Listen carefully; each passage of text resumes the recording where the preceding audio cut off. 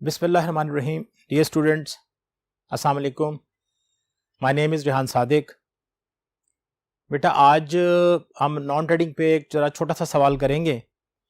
उससे आपको एक तो थोड़ी तसल्ली हो जाएगी कि हाँ जी सवाल आसान भी होते हैं और उसमें जो डाटा है वो भी छोटा है, यानी कि आपको समझ में आ जाएगा।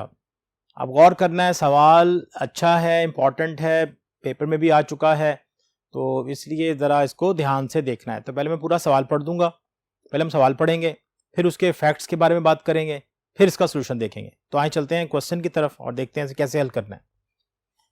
बेटा रिसीट्स है, पेमेंट अकाउंट है आपके पास सुल्तान क्लब का for the year ended 31 December 2017। Again this is the important area कि आप किस ईयर, आपका जो करंट ईयर है वो कौन सा है, वो है 2017। अब मैं पहले रिसीट साइड पढ़ूंगा और आपको कुछ आइटम्स बता दूंगा कि किस आइटम ने कहां जाना है। बैलेंस बीडी, आपको याद होगा ये बैलेंस बीडी जो है ये हमेशा जाता है ओपनिंग बैलेंस शीट एसेट। अब कम से कम बेटा एक चीज तो याद हो गई होगी ना आपको कि ओपनिंग बैलेंस शीट में एसेट पे जाता है। उसके बाद सब्सक्रिप्शन है आपकी 40,000 रिसीव्ड हुई है। लॉकर रेंट आपने रिसीव किया 10,625 का। इंटरेस्ट इनकम आपने रिसीव की 4,975 रुपए की। डोनेशन फॉर बिल्डिंग, ये मैंने एक नया हेड जरा यहाँ पे ऐड किया था क्योंकि जब हमने चैप्टर कभी शुरू किया था उस पर जब मैंने आपको कैपिटल रिसीट्स लिखवाई थी तो मैंने उसमें इसका जिक्र किया था। याद रखिएगा, जब भी डोनेशन किसी मकसद के लिए दी जा रही हो, बिल्डिंग के लिए दी जा रही हो, किसी लैब के लिए दी जा रही हो, किसी वाटर ट्रीटमेंट प्लांट के लिए दी जा रही हो, तो वो कैपिटलाइज करेंगे हम, वो हमारी इनकम नहीं होती। तो डोनेशन फॉर बिल्डिंग है, इसका मतलब बिल्डिंग बनाएंगे इसको वहीं उसी में ऐड करेंगे। लेगेसीज हैं आपके पास, ये तो होती कैपिटलाइज हैं 22,000। रिसीट साइड का टोटल आपने किया तो 70,000 आपके सामने आ जाएगा। सैलरीज 25,600 है। रेंट एंड रेट्स 4460 है। प्रिंटिंग चार्जेस 9540 है। रिपेयर चार्जेस 2400 है। एंड सब्सक्रिप्शन न्यूज़पेपर 20,000 है। And stationery 10,000। बेटा इस वक्त ये सारी आइटम्स आपकी एक्सपेंस हैं। इस वक्त जब तक हम किसी एडजस्टमेंट की तरफ नहीं चले जाते, इसमें सारी आइटम आपकी एक्सपेंस हैं। अब रह गया जी क्लोजिंग बैलेंस। याद होगा क्लोजिंग बैलेंस कहां जाता है, क्लोजिंग बैलेंस शीट में एसेट साइड पर। अब ये दो बातें आपको आस्ते से याद होगी, हमेशा रहनी चाहिए। अब एडजस्टमेंट्स पढ़ते हैं। Again there are 550 members each paying annual subscription ₹120। ये बहुत इंपॉर्टेंट एरिया होता है जब आप सवाल करते हैं। मैंने कहा था कि आपके इनकम एक्सपेंडिचर अकाउंट के जो मेन कॉलम में अमाउंट जानी चाहिए वो इसको मल्टीप्लाई करके जानी चाहिए। देखें 550 multiplied by 120 and answer should be, आपकी जो इनकम होनी चाहिए करंट इनकम, दैट इज 66,000। अगर आप इसको कंपेयर करें अपनी सब्सक्रिप्शन से, इस वाली सब्सक्रिप्शन से आप कंपेयर कर रहे हो, तो ये सब्सक्रिप्शन आपकी बन रही है 40,000। कॉमन सेंस की बात है, इसे आप जब 66,000 तक लेके आएंगे तो इसमें जो डिफरेंस आ रहा होगा वो है 26,000 का। मैंने लास्ट टाइम भी ये बात आपको बताई थी, इससे पहले लेक्चर में बात हो चुकी है। बच्चे क्या करते हैं, इसको मल्टीप्लाई करते हैं और सेम फिगर उठाकर इसमें ऐड कर देते हैं। नहीं बेटा, ये सेम ऐड नहीं होगी। हम वो ये बता रहा है आपकी करंट ईयर इनकम। तो हमारे जो करंट ईयर की जो इनकम वसूल हुई है वो ये 40,000, होनी कितनी चाहिए थी 66,000। फिर सुन लें, हुई कितनी है 40,000, होनी कितनी चाहिए थी 66,000। तो मैं कितना इसमें ऐड करूं कि ये हो जाए 66,000, तो 26,000 इसमें मैं ऐड करूंगा जो इसका डिफरेंस है। तो जब मैं इनकम एक्सपेंडिचर अकाउंट में जाऊंगा तो मैं उसमें ये फिगर ऐड करूंगा कितनी 26,000, और ये मेरी एक्रूड इनकम के नाम से ऐड होगी। लॉकर रेंट इज अनअर्न्ड, बिल्कुल साफ हो गया, इसके लिए कोई नेक्स्ट ईयर का मेंशन करने की जरूरत ही नहीं। उसे कह दिया लॉकर रेंट इज अनअर्न्ड है। अब अनअर्न्ड जो है वो हम क्या करते हैं, लॉकर रेंट से माइनस करेंगे। अनअर्न्ड इनकम है, माइनस करेंगे और क्लोजिंग बैलेंस शीट में लायबिलिटी साइड ऐसी इनकम या ऐसा एक्सपेंस जिसका ताल्लुक आने वाले साल से होता है वो जरूर बैलेंस शीट में जाते हैं, या ऐसी इनकम या ऐसा एक्सपेंस जिसका ताल्लुक लास्ट ईयर से होता है वो जरूर बैलेंस शीट में नजर आते हैं। तो ये चीजें आपने याद कर लेनी है। इसके बाद स्टेशनरी आ गया। अब बेटा ये आज फिर मैंने ऐड कर दिया, इससे पहले लेक्चर में भी था क्योंकि आज मुझे जरा इसको थोड़ा सा एलैबोरेट करना है। देखिए हमारे पास कुछ आइटम्स ऐसी होती हैं जिसे हम कहते हैं कंज्यूमेबल आइटम्स। क्या कहा मैंने? कॉन्ज्यूमेबल आइटम्स। ये आइटम कौन सी होती हैं बेटा? ये वो आइटम्स होती हैं जिनकी कंजम्पशन का अंदाजा आसानी से नहीं लगाया जा सकता। सर ये कैसे हो गया भाई? इसकी बड़ी कई मिसालें आपके सामने हैं। सबसे पहले आपको ज्यादातर मिलेगी स्टेशनरी में, क्योंकि स्टेशनरी में कोई एक प्रोडक्ट नहीं होती, सिर्फ कागज नहीं होते, इसमें कई सारी चीजें हैं, बल्कि सैकड़ों होंगी इसमें चीजें। अब अगर आप एक छोटी सी मिसाल लें, मैं अगर आपको ये कहता हूं कि आपके पास ये 50 डब्बे हैं स्टेपलर पेनों के, ये 50 डब्बे पड़े हुए हैं, तो और इसमें कितनी पेन्स होंगी, तो आप क्या करेंगे? एक एक गिनेंगे? नहीं, ऐसा नहीं होगा। आप क्या करेंगे? जो डब्बे आपको दिए गए मिसाल के तौर पर वो 10 थे, गौर से सुनिएगा मिसाल, वो कितने दिए गए? 10 थे। 10 के बाद आपने उनमें से 3 डब्बों को यूज कर लिया, यानी कि निकाल लिए यूज के लिए, और वो तीनों डब्बे अभी मुकम्मल खत्म नहीं हुए। 3 पैकेट्स थे, आपने स्टेपलर पेनों में से निकाल लिए, 10 थे, 3 निकाल लिए, अभी वो यूज हो रहे हैं, अभी वो मुकम्मल खत्म नहीं हुए। किसी में कोई 1-2 पेनों के वो पैकेट्स से पड़े होंगे, कुछ में 3-4 पड़ी होंगी, वो एक स्लिप होती है ना स्टेप से, उसकी वो पड़ी होती है। इसके बाद वो सारे अभी तक खत्म नहीं हुए। अब हम क्या करेंगे? उन्हें गिनेंगे बैठ के? नहीं, ऐसा नहीं होगा। क्या करेंगे? हम उसका देखेंगे साल के शुरू में कितना था, साल के शुरू में 10 हैं, साल के आखिर में कितने पड़े हुए हैं, वो पड़े हुए हैं 7। इसका मतलब अंडरस्टूड होगा कितने कंज्यूम हो गए? 3। इसी तरह आप रिम लें, आपके पास जो रिम होता है, ये जो आप फोटोकॉपी में इस्तेमाल करते हैं, जो पूरा पैकेट आपको एक मिलता है, A4 साइज का होता है, किसी भी AA वालों का है, जो भी ब्रांड अवेलेबल होता है, उसमें 500 पेजेस होते हैं। इसी तरह अगर मैं आपको 50 रिम दे दूं और कहूं कितने पड़े हैं, तो ये वही बात आ गई, वो बहुत मुश्किल होता है काउंट करना इन्हें। तो हम क्या करते हैं, एक और एंगल से इसको देखते हैं कि हम कहते हैं जी 50 दिए थे, 30 पड़े हुए हैं। इसका मतलब क्या हुआ? 20 रिम यूज हो चुके हैं, वो हमारा एक्सपेंस होगा। वो हो रहे हैं वो बात की बात है, लेकिन वो हमारा एक्सपेंस होगा। इसी तरह आपके पास ये मार्कर्स होते हैं, इनकी इंक होती हैं, बहुत सारी चीजें आपको ऐसी मिल जाएंगी, उन्हें हम बोलते हैं कंज्यूमर आइटम। एक एंगल और देखें, बेकरी प्रोडक्ट्स होती हैं, वहां पे कंज्यूमेबल आइटम होती हैं। अगर आप उन्हें पूछें जी आप कितने अंडे लेके आए, कितने ब्रेड लेके आए, कितने आपने बर्गर के वो पीस लाए, कितनी शवारमा ब्रेड लाया, तो वो जब लाए तो उनके पास तादाद थी। अब जाहिर है वो सारे खत्म नहीं हो जाते, सारे यूज नहीं हो जाते, कुछ यूज होते हैं, कुछ जाया भी हो जाते हैं, खराब निकल आए। तो वो क्या करते हैं, वो देखते हैं कि हमने लाए तो 10 थे, मिसाल के तौर पर मैं 10 ब्रेड लाया था और मेरे पास जो पड़ी हैं वो 3 पड़ी हैं, इसका मतलब है कितनी कंज्यूम हो गई? 7 कंज्यूम हो गई। तो इसलिए जब इनकी कंजम्पशन का अंदाजा लगाया जा रहा होता है तो हम 2 काम करते हैं, इसका एक ओपनिंग बैलेंस लेते हैं और एक क्लोजिंग बैलेंस लेते हैं, यानी कि जब परचेज लेते हैं और उसके बाद का क्लोजिंग बैलेंस लेते हैं। मिसाल के तौर पर स्टेशनरी आपके पास पड़ी है 10,000, मैं कह रहा हूं इसमें से 4,000 की बच गई, स्टॉक में पड़ी हुई है। स्टॉक मीन अनसोल्ड यूज या अनकंज्यूम्ड गुड्स, ये पड़ी हुई है। इसका मतलब क्या हुआ? बाकी कंज्यूम हो गई। भाई 10,000 में से अगर 4,000 बच गई तो बाकी कंज्यूम हो गई। आपको 1,000 रुपए थे, अगर मैं कहूं आपको कितने पड़े हुए, आप कहेंगे 300 पड़े हुए हैं, इसका मतलब क्या हुआ? 700 यूज हो गए, खर्च हो गए। तो ये इस तरह की चीजें, इसे हम क्या बोलते हैं, याद रखिएगा, कंज्यूमेबल आइटम। इसकी निशानी बहुत आसान सी है, इसका हमेशा स्टॉक दिया होगा, ओपनिंग स्टॉक भी दिया होगा, क्लोजिंग स्टॉक भी दिया होगा। अब जिस तरह आप पार्ट 1 में ओपनिंग स्टॉक ऐड करते थे परचेजेस में, बिल्कुल वही काम करना है, और क्लोजिंग स्टॉक लेस करते थे। अब लेस करने के लिए मैं क्या करूंगा, इसे इनकम एक्सपेंडिचर अकाउंट की क्रेडिट साइड पे नहीं लिखूंगा, जिस तरह ट्रेडिंग अकाउंट में मैं डेबिट साइड पे लिख के भी लेस कर सकता हूं। तो इससे क्या निकलेगी? इसकी कंजम्पशन निकलेगी। तो इस पर मजीद बात, कोई नया सवाल आपको मैं ऐसा दिखाऊंगा, कराऊंगा, जिसमें ओपनिंग स्टॉक भी होगा, सारी चीजें होंगी, तो आप उसे जल्दी समझ जाएंगे। ले जी, जनवरी 1 साल के शुरू में, अब यहां जनवरी 1 लिखा होता, ये 31 दिसंबर 2016 लिखा होता। फिर सुन लें, 31 दिसंबर 2016 लिखा होता या जनवरी 1 लिखा होता, इनके मानी एक ही हैं, ओपनिंग, इनके मानी एक ही हैं, ओपनिंग के। मेरे पास फर्नीचर पड़ा हुआ था, उसकी बुक वैल्यू थी कितनी बड़ी है? 30,000।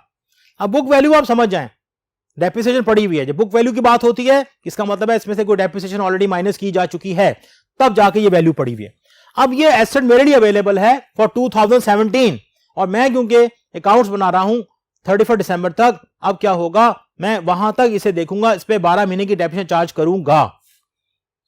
4 डेप्रिसिएशन ऑफ फर्नीचर है 10%। मैंने लास्ट टाइम भी आपको बताया था, इस तरह के सवालात में ये टेंशन नहीं होती कि यहां डिमिनिशिंग है या स्ट्रेट लाइन मेथड है, इसमें सिर्फ एक रेट दिया होता है और यह देखना होता है किस एसेट पर कितना टाइम एक्सपायर हुआ। मैंने लास्ट लेक्चर में आपको सवाल कराया, मैंने कुछ फर्नीचर वगैरह लिखा, उसकी यहां डेट लिख दी, तो मैंने कहा इस पे देखो 3 महीने गुजरे, 4 महीने गुजरे। एक सवाल ऐसा भी आता है जिसमें वो आखिर में आपको एडजस्टमेंट सारा कुछ दे देता है और आपसे कहता है कि आप इसके डेप्रिसिएशन कैलकुलेट करें। बेटा इस सवाल की रिक्वायरमेंट में हमें एक तो इनकम एक्सपेंडिचर अकाउंट बनाना है 31 दिसंबर 2017 का, एक बैलेंस शीट बनानी है 31 दिसंबर 2017 की। अब कई दफा मैं आपको बता चुका हूं, सबसे पहले आप क्या करते हैं, यहां पर उन चीजों का इंतखाब कर लेते हैं जिनको आपने लेकर नहीं जाना। ठीक है, देखें हम, मुझे ओपनिंग बैलेंस को लेकर नहीं जाना, मुझे इसको लेके नहीं जाना, इसको लेके नहीं जाना, बाकी सारी आइटम मेरी इनकम की हैं। जब मैंने एडजस्टमेंट के साथ एडजस्ट कर लूंगा, मैं अपने इनकम में से कैरी करूंगा। ये सारी जा रही हैं मां सवाए इसके, ये सारी जाएंगी मां सवाए बैलेंस सीडी के, क्योंकि ये जाएगा क्लोजिंग बैलेंस शीट में। इसके बाद ये एडजस्टमेंट हम इफेक्ट करेंगे और इसके बाद हम इसका इनकम एक्सपेंडिचर अकाउंट बना लेंगे। अब इनकम एक्सपेंडिचर अकाउंट बेटा कैसे बनाया जाएगा, इसके लिए हमें जाना पड़ेगा इसके नेक्स्ट बोर्ड पर, वहां पे आप उसका फॉर्मेट देखेंगे और इनके एडजस्टमेंट्स का हल देखेंगे। तो आइए चलते हैं नेक्स्ट बोर्ड पर।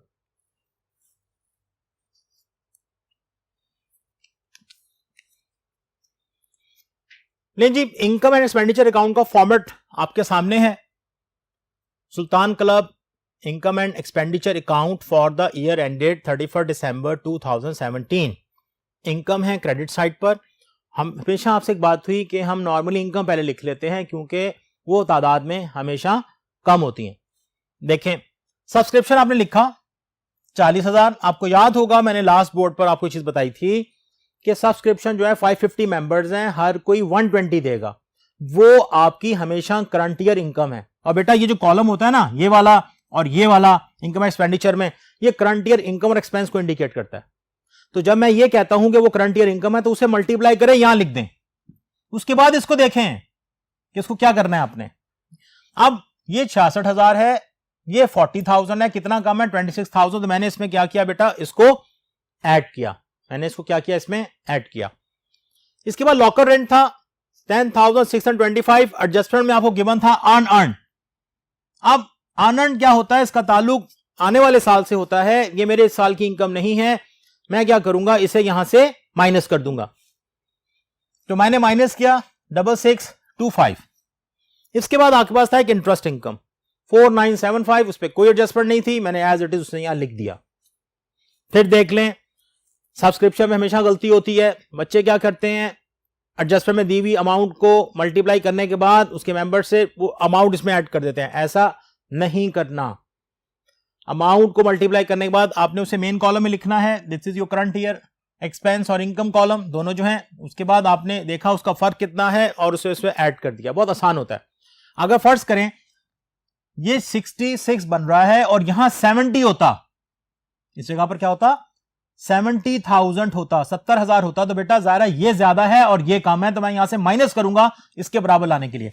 अब इस वक्त ये ज्यादा है, ये कम है, तो मैं क्या कर रहा हूं, इसमें उसका डिफरेंस ऐड कर रहा हूं।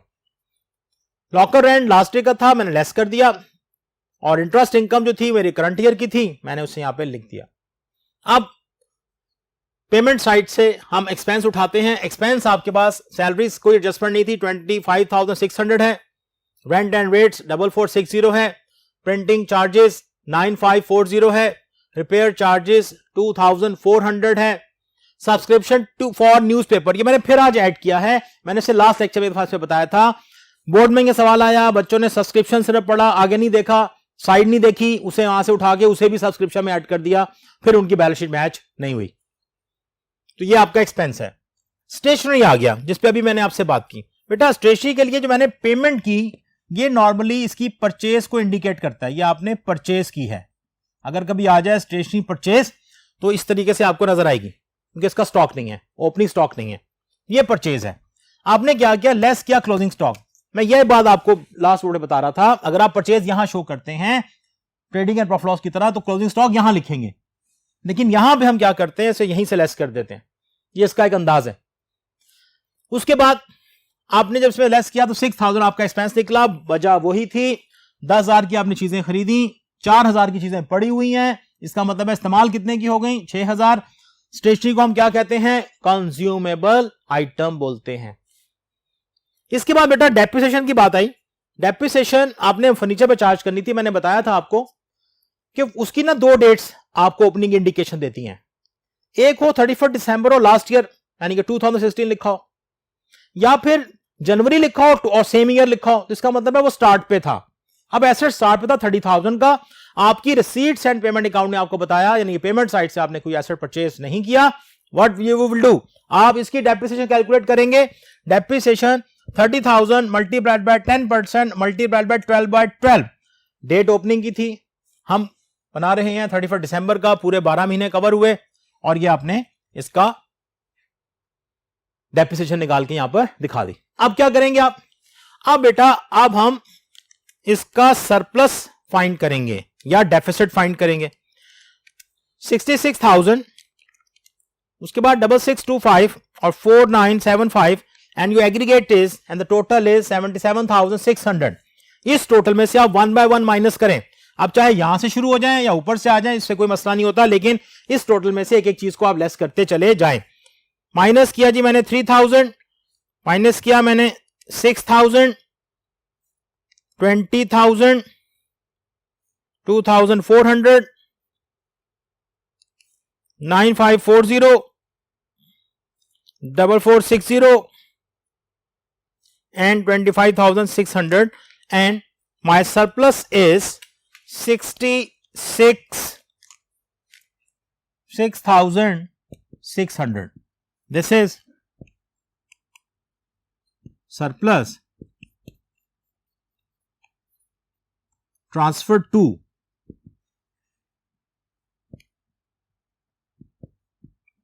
capital fund account.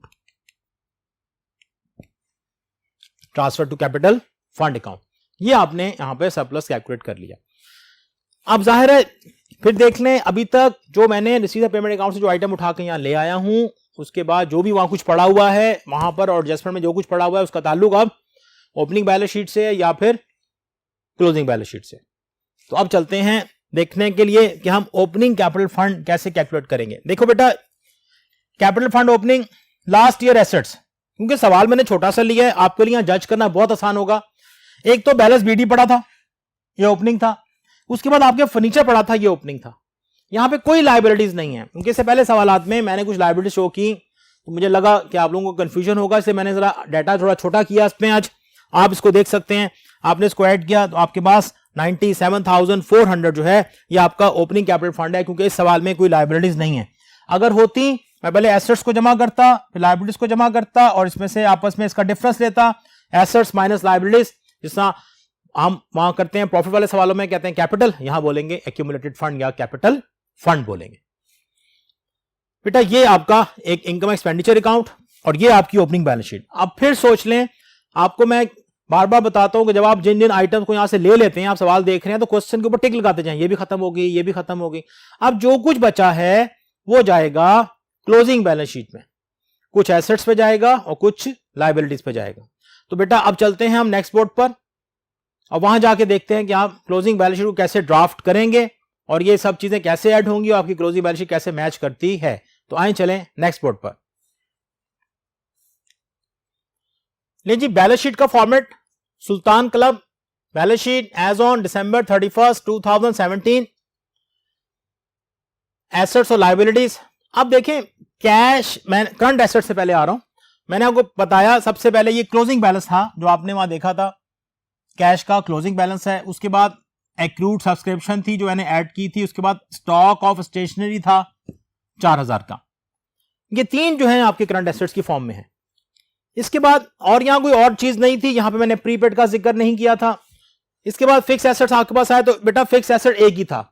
अब अगर आपको ये ढूंढना हो ना एक ही है या कितने हैं, तो एडजस्टमेंट भी देख लें और रिसीट से पेमेंट अकाउंट की पेमेंट साइड भी देख लें, तो आपको आइडिया हो जाएगा इसमें कितनी एडजस्टमेंट्स हैं, कितने फिक्स एसेट मौजूद हैं, एडजस्टमेंट में हैं कि नहीं है, तो आपको आइडिया हो जाएगा। तो एक ही एसेट था, मैंने लिख दिया। उसकी डेप्रिसिएशन थी, ये वही डेप्रिसिएशन है जो यहां से आके देखिए, इस पर गौर कीजिएगा। जब मैं इनकम एक्सपेंडिचर में था तो मैंने सिर्फ वहां डेप्रिसिएशन लिखी, लेकिन यहां बुक वैल्यू लिख रहा हूं। बच्चे क्या करते हैं, ये वाली फिगर जाके इनकम एक्सपेंडिचर में भी लिखाते हैं कि शायद यही फिगर है। नहीं, ऐसा नहीं करना, कभी भी नहीं करना। यहां सिर्फ आपने बुक वैल्यू शो करनी है और वहां पे एक्सपेंस शो करना है, ये वाला। अब इसने एसेट्स की वैल्यू को आपके कम कर दिया। लायबिलिटी साइड पे आप आते हैं तो आपके पास अनअर्न्ड लॉकर रेंट था 4000 का, ये एडजस्टमेंट में गिवन था, आपने लेस भी किया था इनकम एक्सपेंडिचर अकाउंट से। इसके बाद बेटा रिसीट्स एंड पेमेंट अकाउंट में दो आइटम ऐसी थी जो कैपिटल एक्सपेंडिचर के जिम्मे में आती हैं या कैपिटलाइज आइटम के जिम्मे में आती हैं। डोनेशन फॉर बिल्डिंग थी 25,000 एंड लेगेसीज थी 22,000।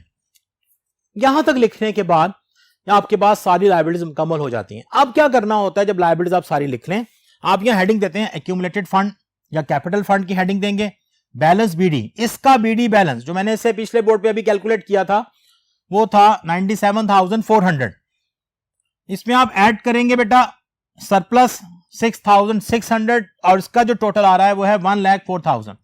जब आप ये लिख लें फिर आप इन साइड्स को ऐड करेंगे और ये दोनों मैच कर जानी चाहिए।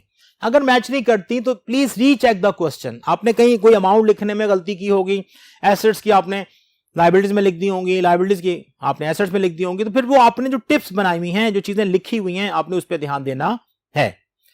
ये एक बेहतरीन क्वेश्चन था समझने के लिए, बहुत छोटा सा सवाल था। इसमें आपको जो ज्यादा चीजें जो फोकस करनी है, एक तो मैंने बिल्डिंग जो डोनेशन फॉर बिल्डिंग दी उसको देख लें, आप उसको लिख लें कहीं, अच्छा ये अब आ जाए तो उसको लायबिलिटी साइड पे लिखना है क्लोजिंग बैलेंस शीट में। बाकी आप इससे पहले सारी चीजें देखते आ रहे थे। एक सब्सक्रिप्शन का हिस्सा आपको आएगा जो तंग करेगा, बेटा वो सब्सक्रिप्शन आपने मल्टीप्लाई करके अमाउंट मेन कॉलम में लिखनी है। मैं पूरी कोशिश करूंगा मुझे ऐसी इंफॉर्मेशन मिलती रहे तो मैं आपके सामने छोटे छोटे सवाल बनाता रहूं। आपका काम ये होना चाहिए, जो भी सवाल आपके सामने आता है जो उसमें नई चीज होती है उसे बेटा एक जगह ना नोट करते हैं कि आज इस लेक्चर में ये सर ने एक नई चीज बताई, उसे नोट कर लें। जब वो आप नोट करके देखेंगे तो मुश्किल से 10-12 चीजें भी नहीं होंगी, और जब आप उन 10-12 चीजों को अचानक कभी बैठ के देखेंगे तो आप किसी भी सवाल को हल कर सकते हैं। ले जी, इसके साथ इजाजत दीजिएगा, अपना बहुत सारा ख्याल रखिएगा। इंशाअल्लाह अगले लेक्चर में मुलाकात होगी। अल्लाह हाफिज।